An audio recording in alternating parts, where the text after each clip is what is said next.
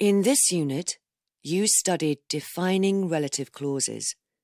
For example, he's the man who moved in next door. Let's have another look.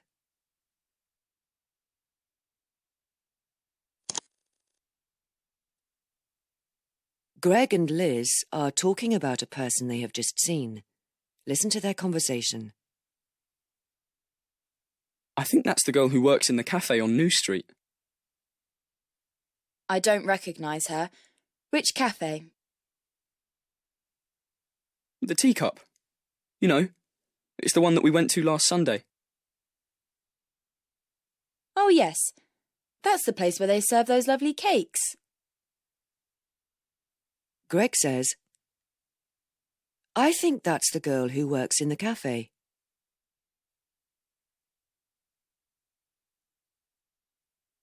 He uses a defining relative clause with who to explain the particular person he is talking about. Liz is not sure what cafe Greg is talking about, so he describes it.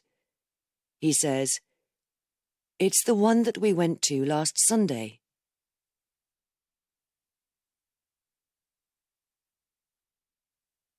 We can use a relative clause with that to define a thing or a person.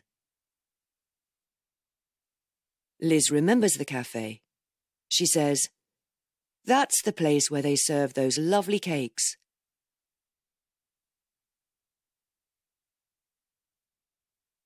We can use a relative clause with where to define a place.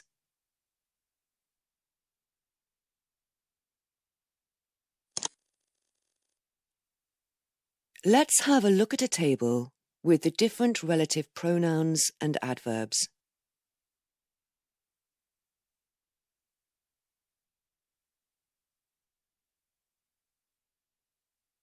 When we define things, we can use which or that before the relative clause.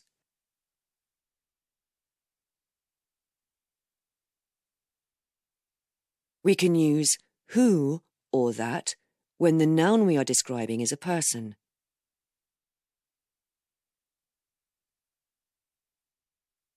When we define places, we can use where.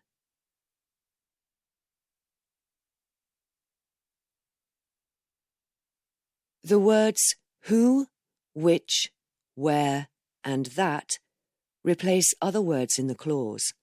For example, that's the school. I used to teach there.